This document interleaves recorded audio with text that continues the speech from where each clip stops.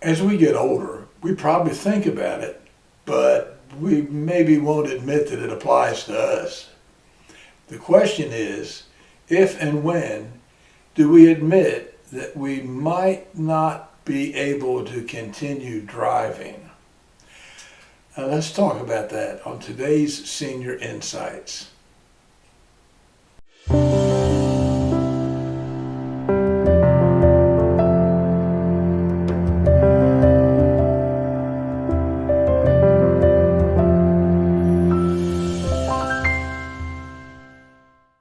One of the hardest things to give up as we get older is our freedom of mobility and movement with our vehicles, our cars. But one of the major safety concerns of our family and children is our well-being, especially as we get older, our reaction time and our speed at mentally processing critical situations, that kind of decreases with age. Because of this, driving can become a real health and safety concern for both you and the people around you, the public even. I've told my two sons that I want them to listen to what I'm telling them right now. And if they determine that I'm being a safety hazard driving, I tell them they need to listen to what I'm saying right now, because most likely when that time really comes and they feel like they need to make that choice and conversation, I have no doubt that I'll insist, oh, I can still handle this. I'm not ready, don't do it now. We're not likely to readily agree, knowing that our mobility will be forever impacted. Things will certainly be different when we can't drive, but we need to make it happen. Several years ago, I was driving behind a senior who might have been going maybe 10 miles an hour in a 45, 50 mile an hour speed zone. It was a 4-lane road, two going in our direction. It was in the town, so there were curbs on both sides. And their car was going so slow from one side of the road and then over to the other side, rubbing the curbs. I was right behind them, but traffic was backing up behind us all.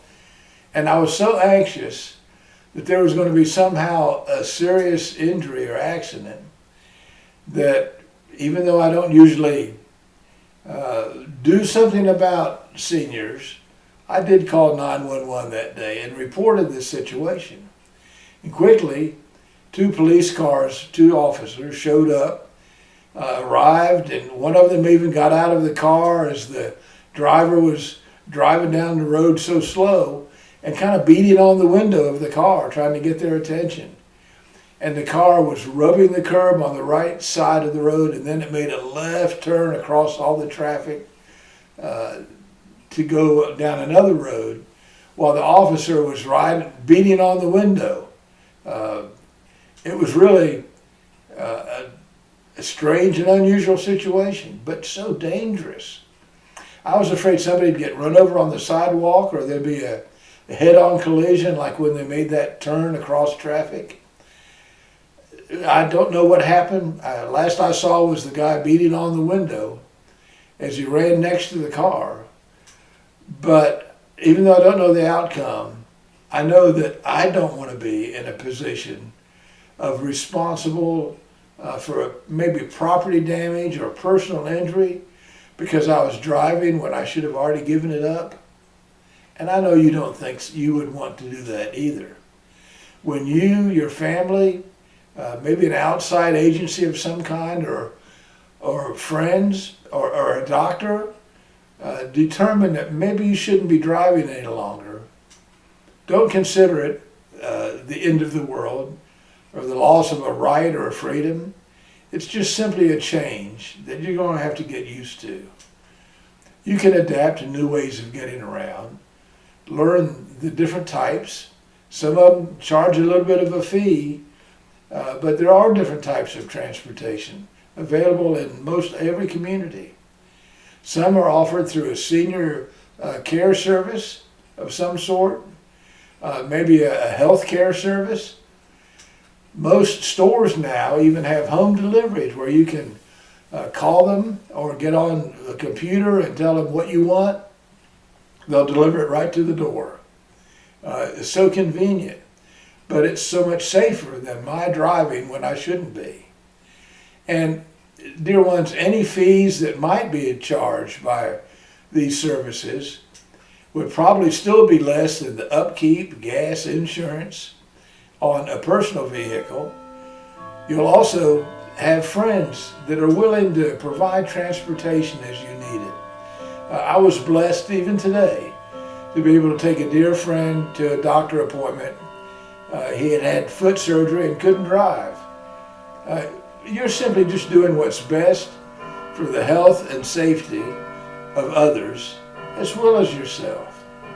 As much as we don't want to have to give up driving, we know that it's quite possible that the day may probably come when we have to do it. Again, tell your family to listen to what your wishes are, your position on it is right now, knowing that when they think it's time, we may not be thinking we're ready yet. We think we can still do it as we drive down the road when we shouldn't be. So don't argue that we can still do it safely. Tell them to make it happen when they determine it's time. We sure don't want to be a person that would injure somebody else when we shouldn't be driving. Talk to your family about this and do it soon. Even though we may think it's a way off, do it now so they know. And thanks again for listening to this video. We're only interested in your safety and well-being and that of those around us. Let us know your thoughts on this subject. As usual, that email will be at the end of this program. But thank you for listening. And now, dear ones, for our weekly blessing. Oh, may the Lord bless you and protect you. May the Lord smile on you and be gracious to you. May the Lord show you his favor and give you his peace. Oh, the peace that can only be found in Christ Jesus. Dear ones, be safe. Be safe, and thank you for listening. This is Pastor Bob, and I'm praying for you. God bless you.